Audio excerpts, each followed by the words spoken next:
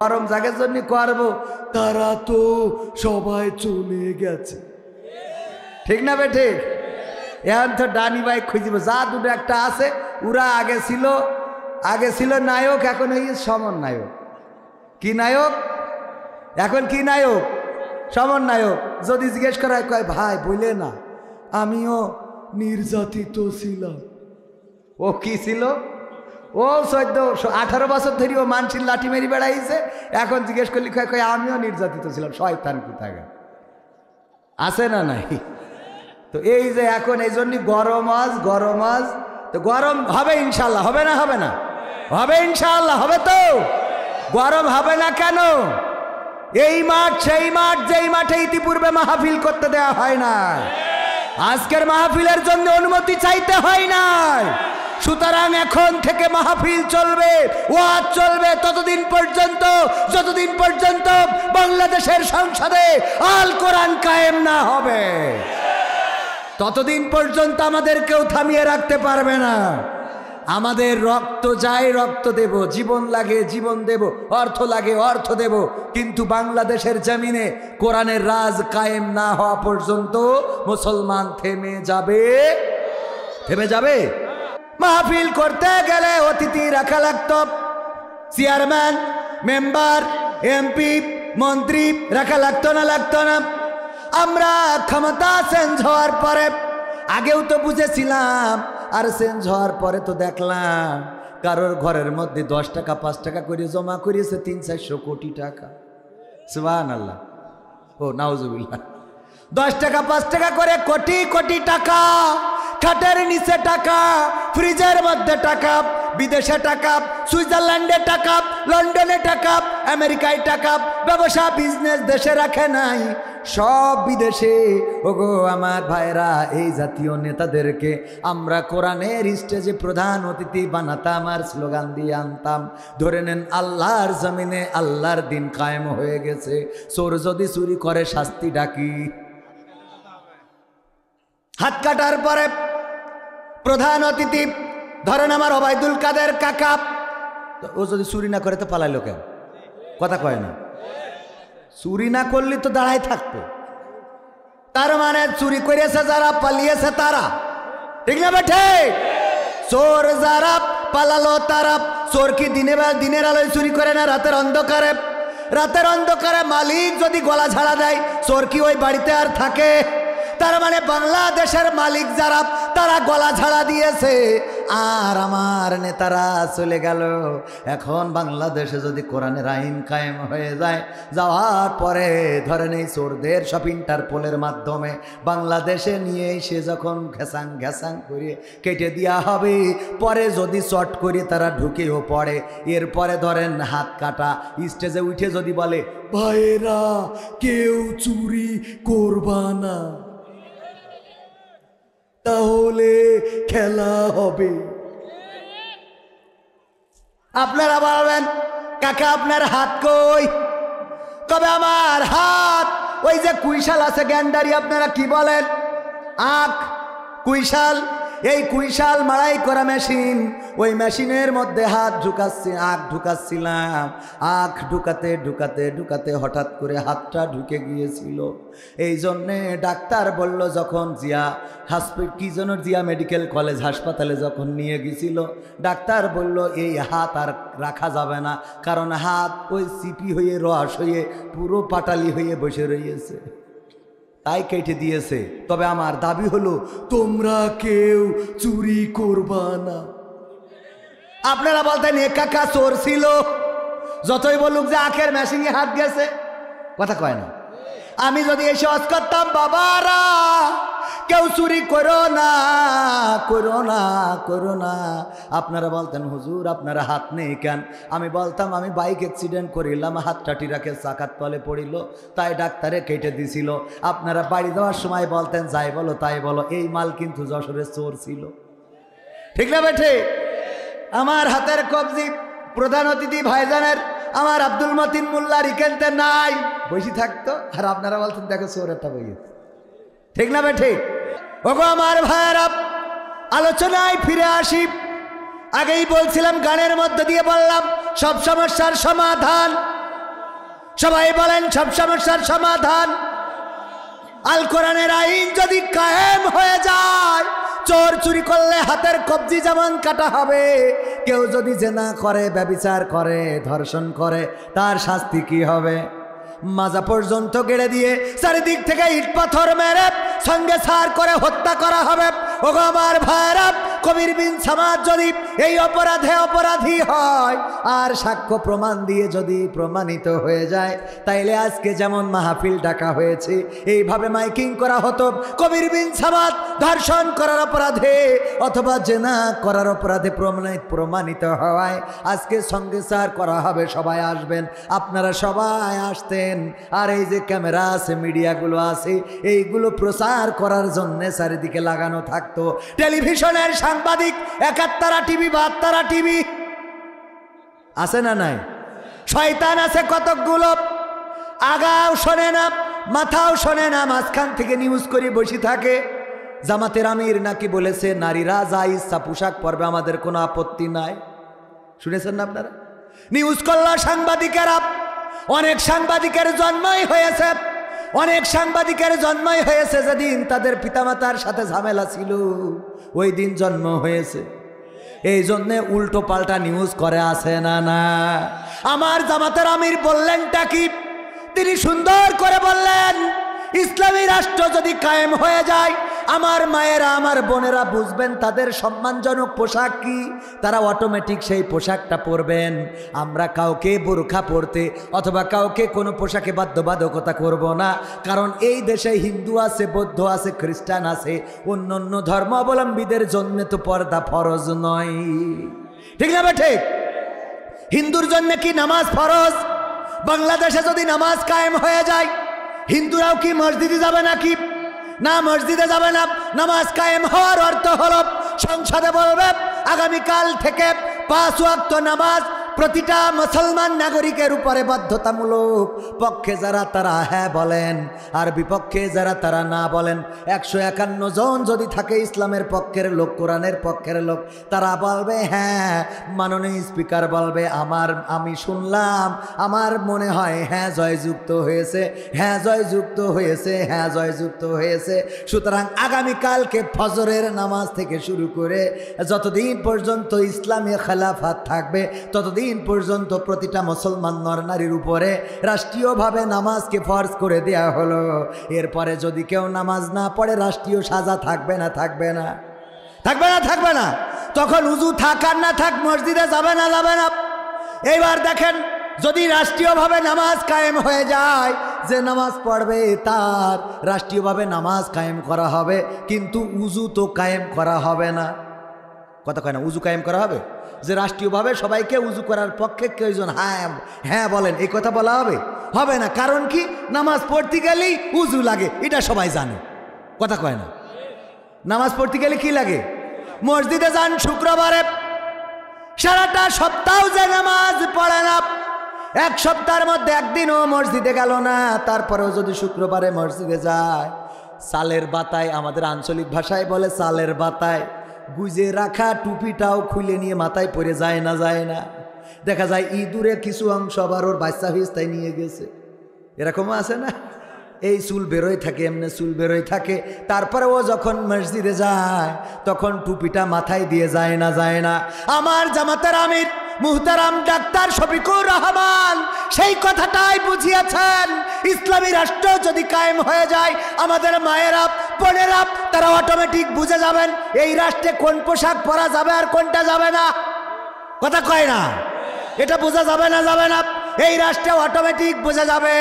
সুতরাং এই কথাটারে যারা নেগেটিভভাবে উপস্থাপন করলেন, তাদের ব্যাপারে আমার আইনুদ্দিন আল আজাদ ভাই এই জন্যই বলেছিল, কি হবে লেখালেখি কলমবাজির ওই মহড়া, সমাজের আসল চিত্র যদি না যাই তুলে ধরা, যদি ওই ঘুষের বলে কলমটা উল্টো চলে, যদি ওই হ্যালো কলে ক্যামেরা উল্টো বলে, তবে কি যাবে রোখা দুর্নীতিকে? যাবে? তবে কি যাবে রোখা দুর্নীতিকে, কি হবে বেঁচে থেকে অযথা বিদ্যা শিখে যদি না গড়তে পারি শোষণবিহীন সমাজটাকে, কি হবে বেঁচে থেকে। কি হবে ছাত্র সেজে চুমু খেয়ে সনদ খানা যদি হয় বিদ্যালয়টা পরিমণিদের আড্ডাখানা, কি হবে ছাত্র সেজে চুমু খেয়ে সনদ খানা যদি হয় বিদ্যালয়টা বুবলিদের আড্ডাখানা। এর চেয়ে মরাই ভালো দেশ ছেড়ে যাওয়াই ভালো, এর চেয়ে মরাই ভালো দেশ ছেড়ে যাওয়াই ভালো। কি হবে ধোকা দিয়ে বিবেকটাকে, কি হবে ধোকা দিয়ে বিবেকটাকে, কি হবে বেঁচে থেকে অযথা বিদ্যা শিখে যদি না গড়তে পারি শোষণবিহীন সমাজটাকে, কি হবে বেঁচে থেকে। কি হবে নামাজ রোজা ইমানদারির বড়াই করে কোরআনের কর্মীগুলো থাকে যদি কারাগারে, কি হবে নামাজ রোজা ইমানদারির বড়াই করে কোরআনের খাদেম যারা থাকে যদি কারাগারে। মসজিদের কোণে বসে জিকির যত করো খুশি আছে না নাই? এখন আবার নতুন জিকির চালু হয়েছে,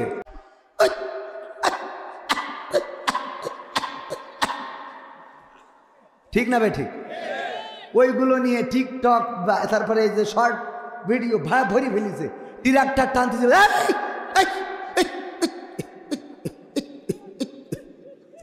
এগুলো কোনে পায় করতে পাইছে আল্লাহ সেই ভালো জানে। কি হবে নামাজি, কি হবে নামাজি রোজা ইমানদারির বড়াই করে কোরআনের কর্মীগুলো থাকে যদি কারাগারে। মসজিদের কোণে বসে জিকির যত করো খুশি, মসজিদের কোণে বসে তসবিহ যত টানো ঠেসে, এভাবে যাই না পাওয়া আল্লাহকে যাবে।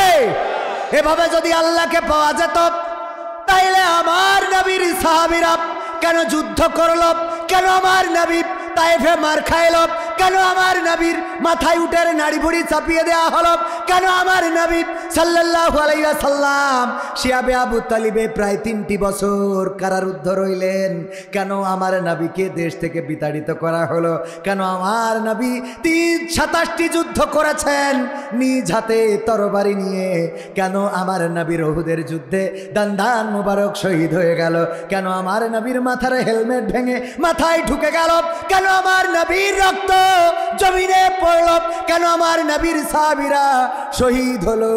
যদি মসজিদে জিকির করে আল্লাহকে পাওয়া যেত, যদি তাসবিহ টেনেই শুধু আল্লাহকে পাওয়া যেত, তাইলে এত কিছুর কোনো দরকার কি ছিল? কথা কয় না ছিল? কি হবে আলেম হয়ে ইমাম সেজে মসজিদেতে পারো যদি সত্য কথা উচ্চ স্বরে না বলিতি? এমন আলেম আছে না নাই? মসজিদে বসে সত্য কথা উচ্চ স্বরে বলে না, আছে না নাই? আবার অনেক মসজিদ আছে যেই মসজিদে সত্য কথা উচ্চ স্বরে বলা চলে না, ঠিক না ঠিক? কোন ইমাম আছে বলে না, আর কোন মসজিদ আছে যেখানে সত্য কথা চলে না। মসজিদের সভাপতি বলল, হুজুর আপনি একটু আজকে ইব্রাহিম আলাইহিস সালামের জীবনী নিয়ে ওয়াজ করবেন, কতদিন হয়ে গেল ইব্রাহিমের জীবনীটা শুনি না, হারে কত সুন্দর নবী ছিল আমাদের জাতির পিতা, তার নিয়ে একটু ওয়াজ করবেন হুজুর। ওয়াজ করার পরে জুম্মার বয়ান শেষে নামাজ শেষে ডাক দিয়েছে, হুজুর এইদিকে আসেন, এইদিকে আসেন। কি হয়েছে? আমি বললাম কি আর আপনি করলেন কি? কি বলেছেন আর কি করেছি? ভুল কি করলাম? বলল আমি ইব্রাহিম আলাইহিস সালামের জীবন নিয়ে আলোচনা করতে বলেছি, আর আপনি দেখলাম নমরুদের জীবন নিয়ে পড়েছিলেন। কথা বলেননি? আলোচনা করতে গিয়েছে কান নিয়ে, কান নিয়ে, আর পড়ি রেস কান নিয়ে। হুজুর বলছে, ভাই ওগো সভাপতি সাহেব, ইব্রাহিমের কথা বলতে গেলে নমরুদের কথা অটোমেটিক আসে, আসে না? আসে না? ইব্রাহিমের কথা বললে নমরুদের কথা অটোমেটিক চলে আসে, কারণ নমরুদ আল্লাহর নবী ইব্রাহিমকে আগুনে ফেলেছিল। আল্লাহ বলল, ইয়া নারু কুনি বারদান ওয়া সালামান আলা ইব্রাহিম, ওগো আগুন তুমি আমার ইব্রাহিমের জন্য ঠান্ডা আরামদায়ক হয়ে যাও। নমরুদ ফেলেছে তাই আগুন ফুলবাগান বানাইছে কে? তাইলে ইব্রাহিমের কথা বলতে গেলে তো নমরুদের কথা আসে। মশার সাথে লড়াই করতে গেল, আল্লাহর সাথে লড়াই করতে গেল কিডা? নমরুদ কার মাধ্যমে যুদ্ধের প্রস্তাব দিয়েছিল? ইব্রাহিমের মাধ্যমে। সুতরাং যে ঘটনায় বলি না কেন মূর্তি ভাঙলো, ভাঙার পরে ইব্রাহিমের ধরল কিডা? ধরল কিডা? ইব্রাহিমের ধরল আল্লাহ না, ধরিস কিডা?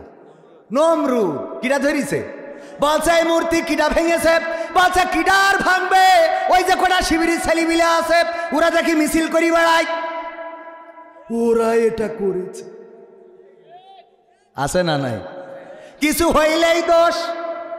আগের পুলিশও ছিল একেবারে কম্পিউটার সেটিং। কি সেটিং? Computer setting. কেমন সেটিং? আপনাদের বগুড়া নিয়েও এরা ঝামেলা করেছে। মানে এদের সেটিং, এদের সেটিং এমনভাবে দিয়া ওই আমেরিকার পুলিশ আর রাশিয়ার পুলিশ আর বাংলাদেশের পুলিশ, 3 দেশের পুলিশের প্রতিযোগিতা হচ্ছে যে এই জায়গায় এই দিক থেকে 3 কিলোমিটার, এমনি 3 কিলোমিটার, এই যে বাগানটা, এই বাগানের মধ্যে যাবা, যে দেখবা কোনো হরিণের বাচ্চা আছে কিনা বা কোনো হরিণ আছে কিনা, যদি থাকে এসে রিপোর্ট দিবা। তো 3 দেশের পুলিশের টাইম শুরু হয়েছে, যারা তাড়াতাড়ি এসে রিপোর্ট দেবে এবং সেটা যদি সঠিক হয় তাহলে তারা ফার্স্ট। বিষয়টা বুঝতে পারিছেন? এখন কোন কোন দেশের পুলিশ? আমেরিকার, রাশিয়ার আর কোথার? বাংলাদেশের। আগের পুলিশ, এখন গেটটা না, এখনো আছে ওই শয়তান কিছু। বসে দেখি ট্রাফিক পালন না করি বিড়ি খাচ্ছে। বিড়ি খাওয়া। আমি বললাম ভাই আপনি কি আমলে কি ট্রাফিক নাকি? তো আচ্ছা আপনি কোন দল? আমি যে দলের হয়ে কাঠি খুলি ফেলবো, জ্যাম পড়ি গিয়ে আপনি বিড়ি খাচ্ছেন? মানে জ্যাম পড়ি গেছে, উনি দাঁড়ায় বিড়ি খাচ্ছে। ওদের কাজে ভাল লাগে না। বলছে হুজুর আগে কাজে ভাল লাগতো, কারণ আগে ডিউটিও করতাম, সোয়াবও হইতো। আবার আল্লাহ বলিয়েছে রব্বানা আতিনা ফিদ দুনিয়া হাসানা ওয়াফিল আখিরাতি হাসানা, দুনিয়ার কল্যাণ আর আখিরাতের কল্যাণ দুটোই হইতো। কি করি? তা বলছে ওই ট্রাক ড্রাইভারের সাথে মুসাফা করতাম, সোয়াবও হইতো আবার টাকাও হইতো।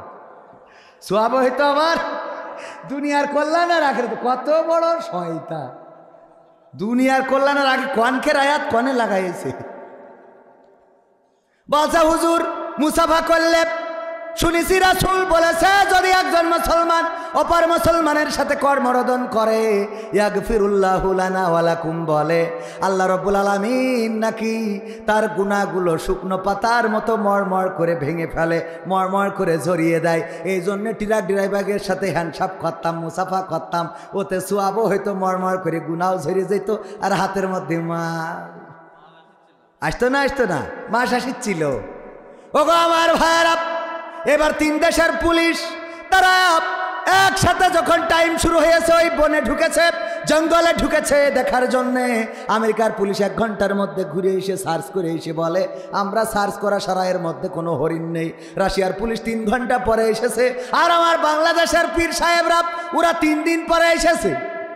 কয়দিন পরে? কিন্তু 3 দিন পরে খালি হাতে আসে নাই, সাথে করে একটা ছাগলের বাচ্চা ধরে এনেছে। যে বিচারক ছিল বলছে যে what is this, who are you, how are you, এই সমস্যা কি? তোমাদের পাঠালাম এই বনটা সার্চ করার জন্য হরিণ আছে কিনা, খুঁজতে এত সময় লেগে গেল। কয় স্যার এমন একটা বনে পাঠাইছেন যে এই বনে হরিণ তো দূরের কথা, হরিণের আন্ডা বাচ্চা কিছুই নেই। কয় নেই, এটা তো আমাদের আমেরিকার পুলিশ 1 ঘন্টায় বুঝেছে, রাশিয়ার পুলিশ 3 ঘন্টায় বুঝেছে, তোমাকে 3 দিন লাগলো কেন? বলছে 3 দিন লাগলো এই জন্যে যে যেহেতু আমরা বাগানে ঢুকেছি আর আপনারা খুঁজছেন হরিণ, তো হরিণ যেহেতু পাওয়া যায় নাই, কি করা যায় গবেষণা করে খুঁজে বের করলাম। আজ যাই হোক অন্তত একটা ছাগলের বাচ্চা ধরে নিয়ে যায়। কয় ছাগলের বাচ্চা দিয়ে কি করব? বলছে এর রিমান্ডে দেন, দিলি ও রিমান্ড থেকে বলবে আমি ছাগল না আমি হরিণ। এর রিমান্ডে দিলে কি বলবে? ও নিজেই বলবে আমি হরিণ। এই জন্য আমাদের আল্লাহর ওলিরা যদি কিছু হতো সাথে সাথে বলতো কি এটা বিএনপি জামাতের কাজ, ওরাই করেছে, ওরা ছাড়া এই কাজ কেউ করেনি। ঠিক না বেঠে? ইব্রাহিম তার সময় মূর্তি ভাঙা হলো, বলল কিডা করেছে? কয় এই কাজ করার মতো থাকতে পারে সে হলো ইব্রাহিম ছাড়া কেউ না, কারণ তারই দেখি মূর্তি পূজা না করতে, তার কাছে মাথা নত না করতে ইব্রাহিম আলাইহিস সালামকে ডাকা হলো। বলছে কি ব্যাপার? বলছে কি ব্যাপার? বলছে এই মূর্তি ভেঙিস কিটা? বলছে বড় কুড়ইল যার ঘাড়ে রয়েছে, মানে বড়টার কান দেবার কুড়ইল বাধাই ঠিক আছে। বলছে ওর কাছে জিজ্ঞেস করা যে কুড়াইল ওর ঘাড়ে, আমার মনে হয় যে খাদ্য খাবার নিয়ে গোলমাল করতেছে, একে অপরের মাইরিতে ভূত বানাইতে দিয়েছে। বলছে ওগো ইব্রাহিম লজ্জা কেন দাও, লজ্জা কেন দাও? তুমি কি জানো না এই মূর্তিগুলো কথা বলতে পারে না? আল্লাহর নবী ইব্রাহিম আলাইহিস সালাম বললেন, যেই মূর্তি কথা বলতে পারে না সেই মূর্তির সামনে কেন খাবা, সেই মূর্তির সামনে কেন মাথা নোয়াও, সেই মূর্তিকে কেন রব মেনে নাও? সুতরাং তোমরা ওই রব বাদ দিয়ে তোমরা সেই রবকে মেনে নাও। আমি যেই রবের দিকে মুখ ফিরিয়েছি, ইন্নী ওয়াজ্জাহতু ওয়াজহিয়া লিল্লাযী ফাতারাস সামাওয়াতি ওয়াল আরদ হানিফাও ওয়া মা আনা মিনাল মুশরিকিন। আল্লাহ নবী বললেন, আমি মুখ ঘুরিয়ে দিলাম কোন দিকে? এই আসমান জমিন যিনি সৃষ্টি করেছেন আর এর মধ্যেখানে যা কিছু আছে সব কিছুর যে স্রষ্টা তার দিকে মুখ ঘোরালাম। এই কথা ইব্রাহিম আলাইহিস সালাম বললেন নমরুদের সামনে। হুজুর বলছে, দেখেন ভাই, ইব্রাহিমের কথা বলতে গেলে তো নমরুদের কথা চলে আসে। বলছে আসে, আসুক, কোনো অসুবিধা নাই, কিন্তু সমস্যা হলো যখনই আপনি নমরুদের নাম বলেছেন তখন দেখছিলাম আপনি আমার দিকে তাকাচ্ছেন। কথা কি বোঝা গেছে? কথা কি বোঝা গেছে? তার মানে কিছু মসজিদ আছে হক কথা বলা চলে না, আর কিছু ইমাম আছে হক কথা বলে। কি হবে আলেম হয়ে ইমাম সেজে মসজিদেতে, পারো যদি সত্য কথা উচ্চ স্বরে না বলিতে। চাকরি ভাই করো যদি ছেড়ে দাও ইমামতি, চাকরি ভাই করো যদি ছেড়ে দাও ইমামতি। কি হবে ধোঁকা দিয়ে আল্লাহকে, কি হবে ধোঁকা দিয়ে আল্লাহকে, কি হবে বেঁচে থেকে অযথা বিদ্যা শিখে যদি না গড়তে পারি শোষণবিহীন সমাজটাকে। কি হবে বেঁচে থেকে, কি হবে নেতা হয়ে জনবলে ঘাড় ফুলিয়ে সাত মাথা গরম দেখে যদি থাকো ঘরে শুয়ে। এমন নেতা আছে না নাই? সাত মাথা যেই গরম ওর মাথা ঠান্ডা করে বাড়ি চলিস, ঠিক না বেঠে? এতদিন সাত মাথায় যারা ছিল এখন তাদের কি দেখা যায়? দেখা যায় সাত মাথায় ওই অফিসটা আবার পুলিশ দিয়ে পাহারা দিত। কথা কয় না? দিত মানে কি? আমরা কত ওয়াজ করে আইছি আর স্যারেরা দাঁড়িয়ে থাকতো, আহারে আমার পুলিশ বাহিনীরে ঠোলা বানিয়ে ফেলেছিল, আমার পুলিশ বাহিনীরে অকার্যকর একটা বাহিনীতে পরিণত করেছিল। যাদেরকে জনগণ বেতন দেয়, জনগণের টাকায় যারা বেতন পায়, ওরা আবার জনগণের টাকায় কেনা বুলেট জনগণের বুকে বিদ্ধ করে না? করে না? এখন যদি করে ওই পুলিশকে কি আর ছেড়ে দেয়া হবে? একটা পুলিশের রাজত্ব কায়েম করেছিল বাংলাদেশে। আমার আবু সাইদ পুলিশের সামনে বুকটা মেলে দিল, ওর বিশ্বাস ছিল এই বুকে অন্তত গুলি করবে না, কিন্তু এই জালেম জাহেল তারা এতটুকু মায়া দেখালো না, ওই পেতে দিয়া বুকটাতে এই বুলেট বিদ্ধ করে দিল। আল্লাহ রাব্বুল আলামিন তাদের বিচার করেছে না করে নাই? আর বাংলাদেশে জনগণের টাকায় যেসব আমলারা চলে তারা জনগণের উপরে আঙুল নাচাবে, সেই আঙুল ভেঙে দেওয়া হবে। জনগণের টাকায় বেতন নিয়ে জনগণকে বৃদ্ধাঙ্গুলি দেখাবা, এই জাতীয় আমলা বাংলাদেশে চলতে দেয়া হবে না। আমি বলেছি